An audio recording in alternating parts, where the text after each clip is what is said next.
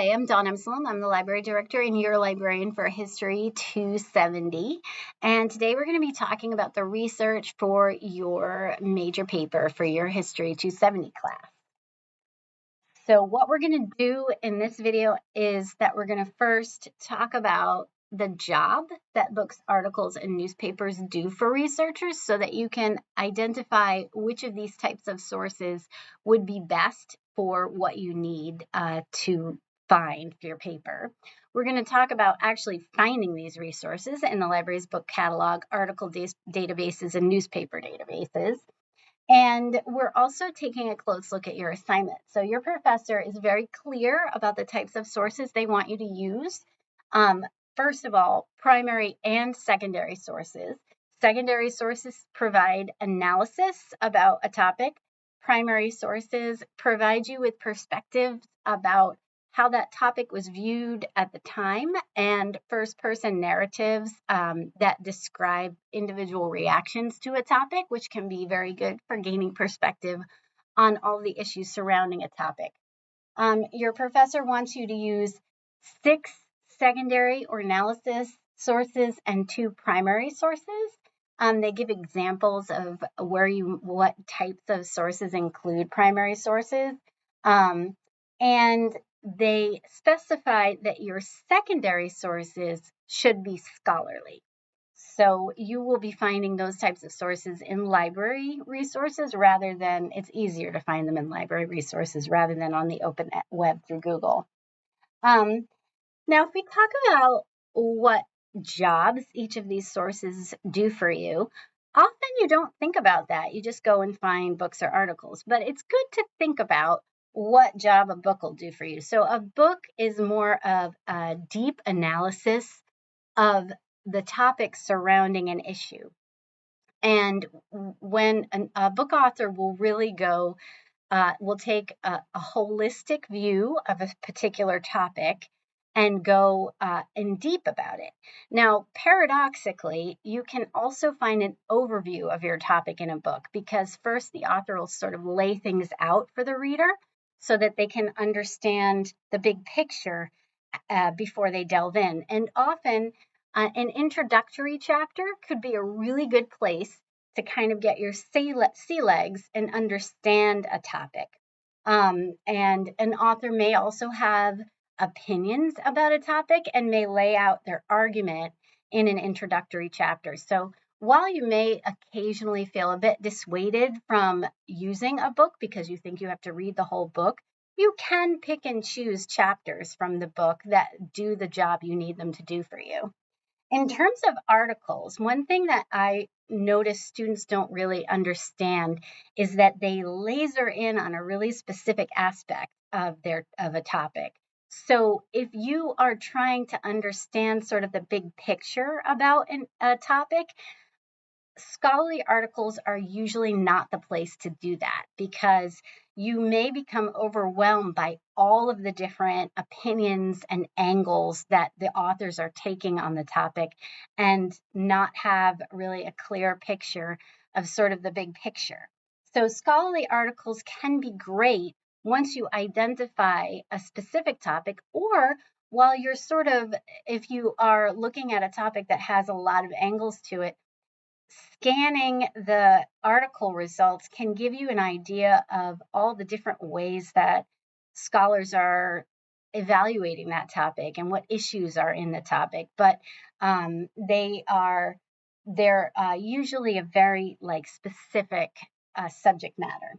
Newspaper articles are great because sometimes they also provide an overview of a topic. Like if you find an analysis article, newspaper article, the journalist may give the reader sort of an overview and a timeline of the history of an issue.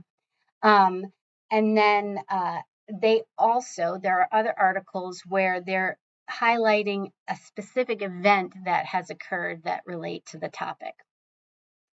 Where are we going to find these? So scholarly articles, the search tools we're going to look at, the library databases we're going to look at are Proquest, JSTOR, and EBSCO. These are our 3 main article databases. They are superb for history, and we're going to check those out. For news, we have a bunch of newspapers in our Proquest databases, Newsbank, and we're also going to look at America's Historical News, which is great for history topics in history, especially colonial history. And with that, let's jump right into the library, the databases and book catalog.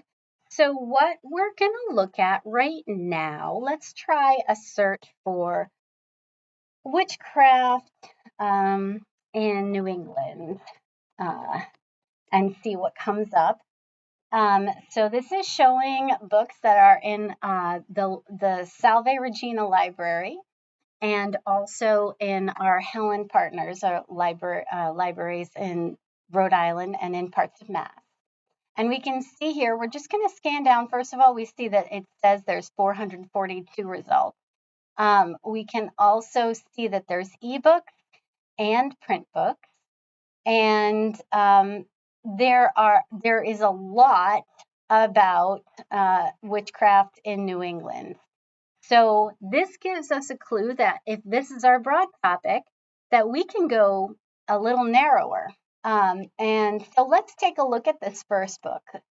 So if we click on that, first of all, we note that there is a summary that gives you an idea of what the book is about. This content note here gives you the chapter headings, which can sometimes give you a really good idea of what the book is about. Then you can also see here the Library of Congress subject headings. And the reason these are really helpful is that it's sometimes they collect the books on the topic together. In this case, our keyword search did a really good job for us, but sometimes you don't hit on exactly the right language, the words that scholars are using. And these Library of Congress subject headings can be really helpful in identifying other words.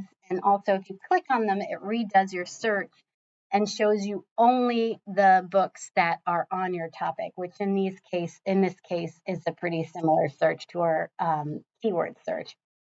Also, you can cite from our catalog by clicking on Cite, and you can select your citation style. Often in history, you use Chicago, so you can click here and it provides you with the citation to cut and paste. Copy and paste. You may also find ebooks. We have a lot of ebooks, about 3 times as many as we have print books. And if you're interested in it, you can click on View ebook. This is in our Proquest ebook, and you can see the chapters. So this is a way you can download a chapter. You can also, if you click on Read Online, you can also do searches within. So you may search for a place like Salem, and it will show you where it shows up, how often it shows up. And if you click that down arrow, it'll also show you the context. So the sentence it shows, so you can see if it's what you're looking for. Now let's go back to the library homepage again, and we can click on articles. So if we do the search in the article, in the search box in the article tab, that is only searching our EBSCO databases, which is a fine place to start. So we can try our search again, witchcraft, New England, and see what comes up. So EBSCO shows us that it's searching 31 EBSCO databases. And we see here, I'm going to make this bigger for the screen. We see here that there are 970 results, which is quite a bit. So I wonder if we are thinking about narrowing, we can narrow by geography. So if we're thinking about witchcraft, everybody does witchcraft in Massachusetts, but I wonder what happens when we do witchcraft in Rhode Island. Now we have 22 results, and we can see, let's see what these results come back as. So EBSCO will let you know if an item is peer-reviewed, so that is helpful because you're looking for scholarly articles. And here, if you want this article, you would click on Access Options, and you can choose the PDF, which it will load for you. You can download this PDF. You can also get this citation. Again, as we said before, it's defaulting to this Brazilian, which isn't helpful, but we can choose Chicago, and you can copy that to the clipboard. You can also, if we hit the back button and get back to the article, the article here, you can see here that there are subject headings just like there were in the catalog. And if you click on them, this is a person, Mercy Short. If you click on that, it will bring you back all the articles that are about Mercy Short. And that can be a really helpful efficiency tip for that is better than a keyword search, because if we searched for Mercy Short just in the keyword, let's see what happens. Now we're getting 1,500 results because it's looking for the word mercy and the word short, as opposed to the subject heading, which is Mercy Short, the person Mercy Short.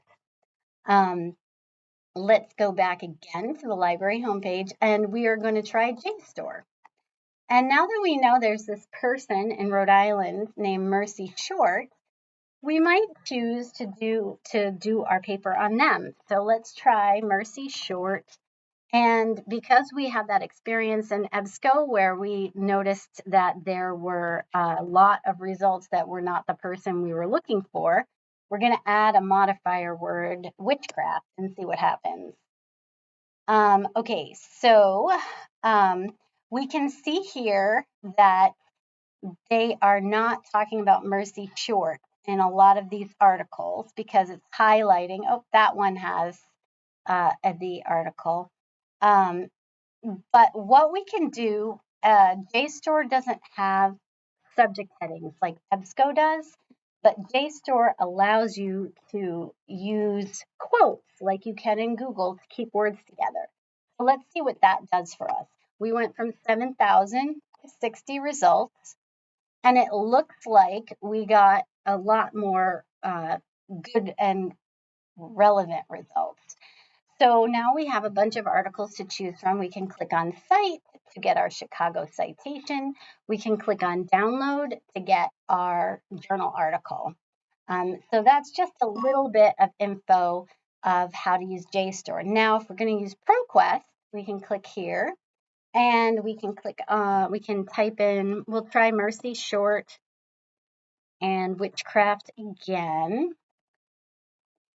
And now we are not only searching scholarly journals. On the side, you can see scholarly journals. We're looking at books, and it also includes newspapers in Proquest. So Proquest is a good place to also find newspapers.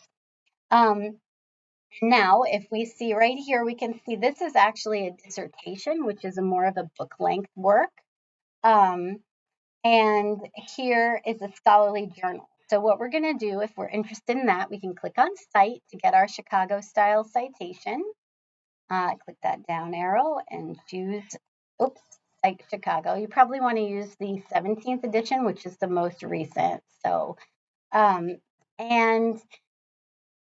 can click on PDF here. If we did only want newspapers because we were looking for primary sources, we can choose newspapers on the left here.